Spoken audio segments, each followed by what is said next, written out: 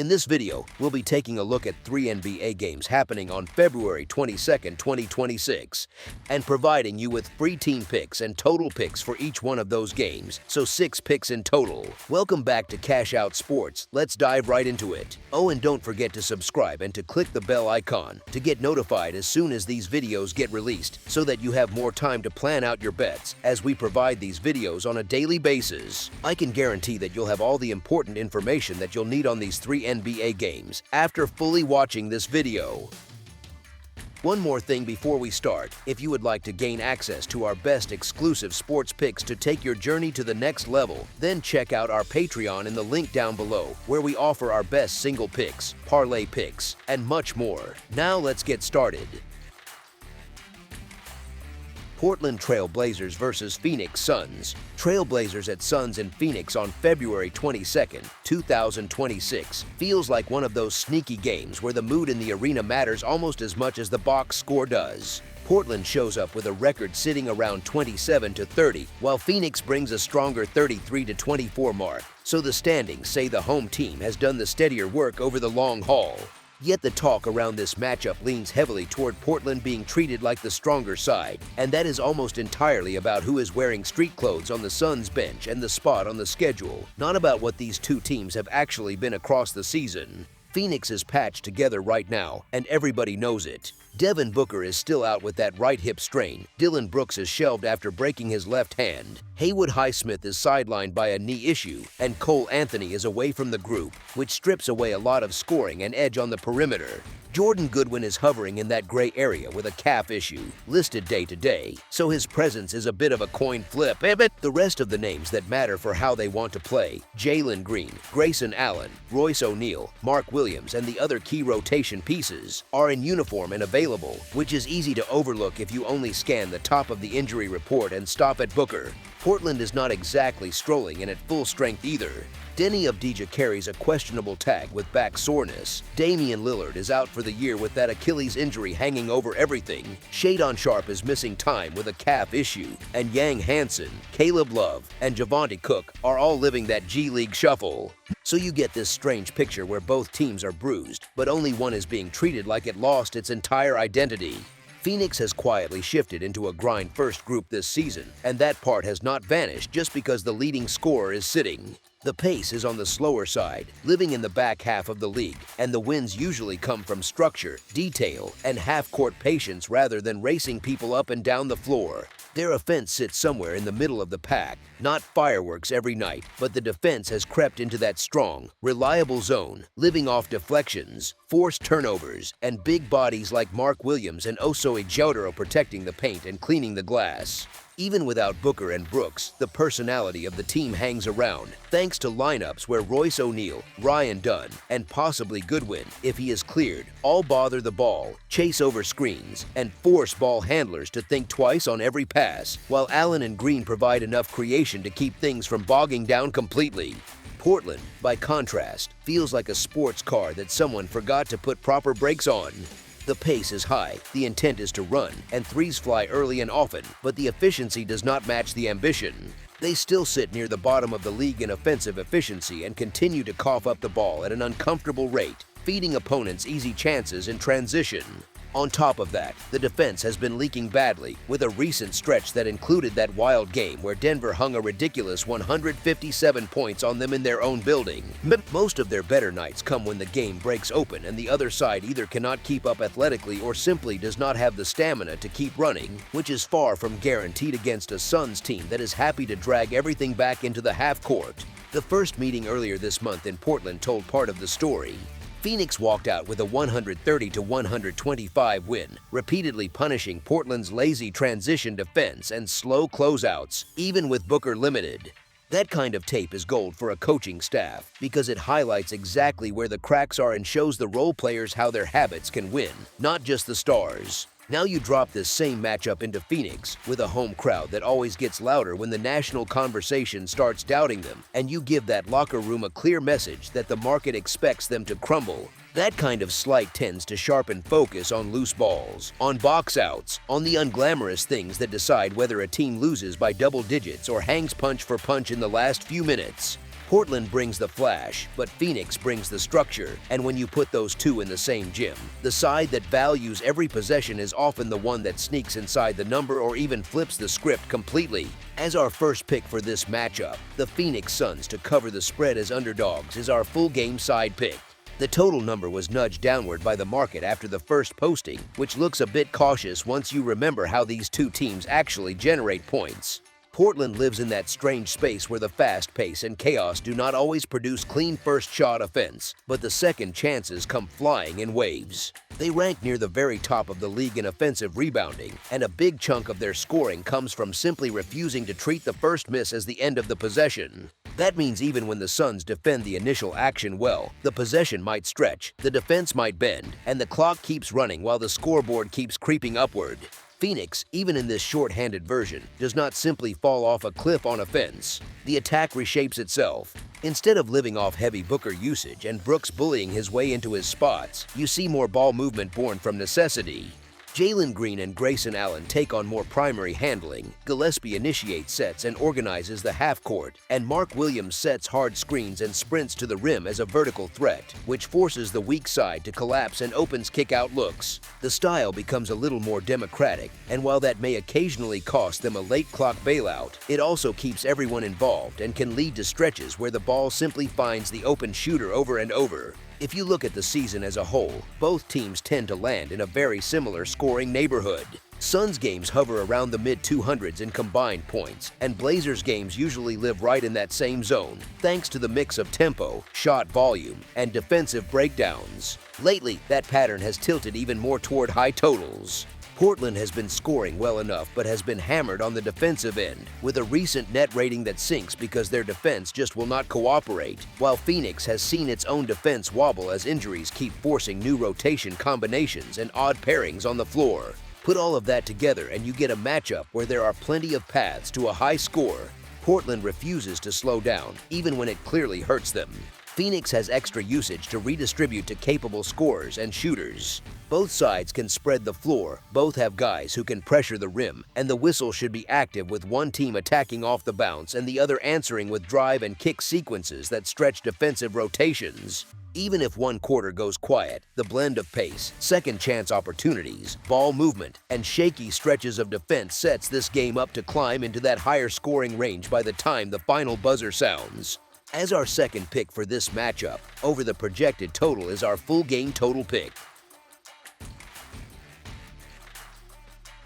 New York Knicks versus Chicago Bulls. The New York Knicks head into Chicago to face the struggling Bulls at the United Center on Sunday night. The matchup feels like two teams headed in completely different directions, one trying to keep momentum, the other just trying to stop the bleeding. The New York Knicks just beat the Rockets, took a loss to the Pistons, and have the Cavs on deck. Yet the bigger picture matters more here. They have won 11 of their last 14 games. That kind of stretch builds confidence, and you can see it in how they carry themselves, even on the second night of a back-to-back. The Chicago Bulls, on the other hand, lost to the Raptors and the Pistons, and they will see the Hornets next. But the headline is simple: they have dropped 8 straight games. A skid like that wears on a locker room, not just physically but mentally, and it usually shows up in crunch time plays and loose ball effort. The Knicks are still missing Miles McBride, while the Bulls have Jaden Ivey and Zach Collins ruled out, with Anthony Simons sitting in that day-to-day limbo for this one. Neither side is perfectly healthy, but New York is much closer to whole, and that alone matters on tired legs. The Knicks come in as the group in clearly better form. They are almost at full health and just knocked off a red-hot Rockets team in a quality win last night. That kind of victory, against a team playing well, can act like a little shot of adrenaline even when the schedule is not doing you any favors. By contrast, the Bulls have looked flat through this 8-game slide, and they are also playing with 0 days of rest after getting hammered by the Pistons last night.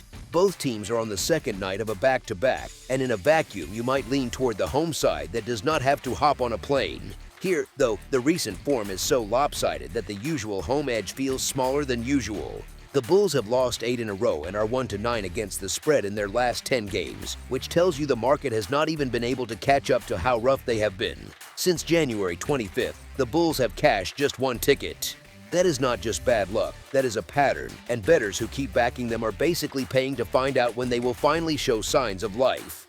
Right now, they are not making anybody any money, and until that changes, they remain an automatic fade, even if that sounds harsh. The line is a bit hefty, sure, and that can make anyone hesitate for a second. Even so, given the contrast in current form, health, and overall energy, it is easy to see the Knicks running all over this slumping Bulls squad and cruising to a comfortable road win that also covers the number. As our first pick for this matchup, the New York Knicks to win and cover the spread as favorites is our full game side pick. The New York Knicks are averaging 118 points on 47.2% shooting and allowing 111.9 points on 45.9% shooting. They are hitting 37.8% of their looks from beyond the arc and 79% at the free throw line, while also pulling down 46.3 rebounds per game. Those numbers paint a picture of a team that can score in bunches, shoot well enough from deep, and generate extra chances on the glass, which often helps totals creep upward.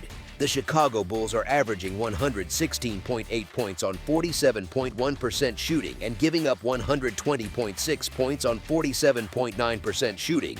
They are knocking down 36.7% from 3 and 78.9% at the stripe, while grabbing 44.7 rebounds per game.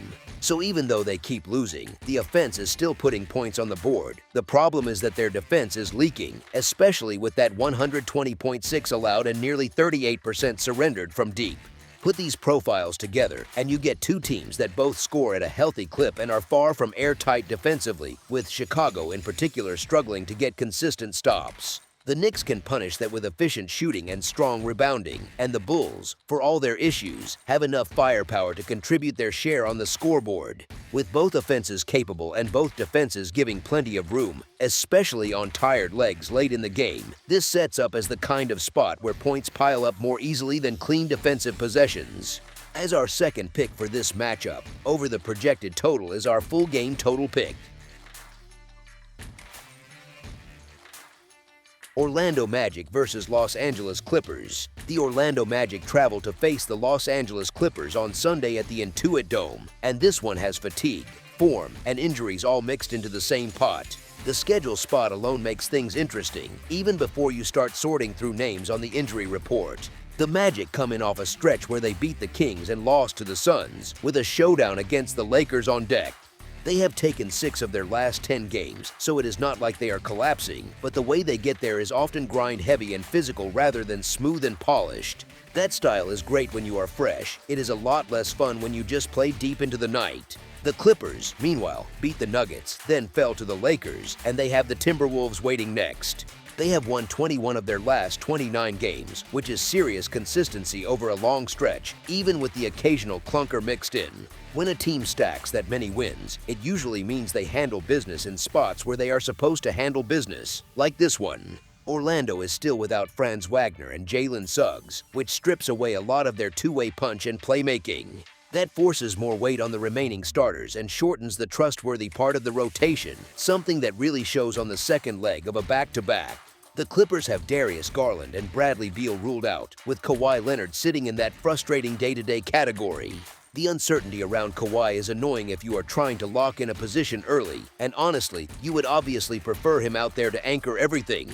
Even without a final answer on him, though, the Clippers still bring a deeper roster, more shot creation, and a group that has been winning anyway. Orlando is also coming off a double overtime game, which is a big detail here. That kind of marathon burns legs, especially for a team that already leans on physical defense and effort. Coming right back the next night against a rested and confident group is like trying to run uphill with a backpack on. The Clippers are at home with the rest advantage, and they have quietly covered 5 straight spreads. That is not a guarantee of anything, but it does tell you the market has not been overly kind to them, and they have still managed to exceed expectations. Stack that on top of Orlando's tired legs and missing pieces, and the balance of comfort tilts toward the home side even before you know Kawhi's final status. As our first pick for this matchup, the Los Angeles Clippers to win and cover the spread as favorites is our full game side pick. The Orlando Magic are averaging 115.1 points on 46.2% shooting and allowing 115.3 points on 48.1% shooting. They are hitting 34.2% of their threes and 80% of their free throws, while pulling in 43.3 rebounds per game. Their outside shooting is streaky, and a lot of their damage comes from physical drives, trips to the line, and grinding out half-court sets.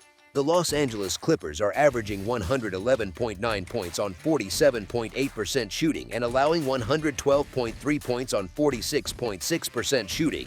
They are connecting on 36.5% from beyond the arc and 83.2% at the stripe, with 40.6 rebounds per game.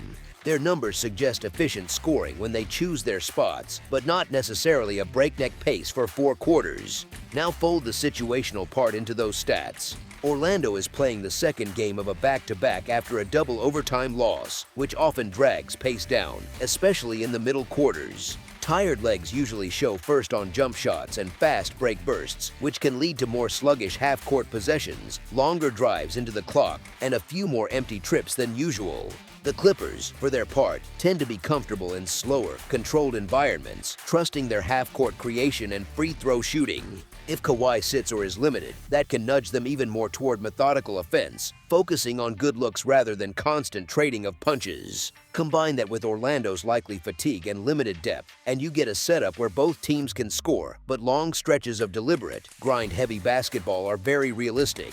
As our second pick for this matchup, under the projected total is our full game total pick. That's all for now, so if you have any other games you would like reviewed, then leave a comment down below with the game you would like analyzed, subscribe to our channel, leave a like on this video, and we'll get to it as soon as we possibly can. We would also love to hear your opinion on the picks presented to you in this video, whether you agree or disagree with them, so leave a comment down below and do let us know.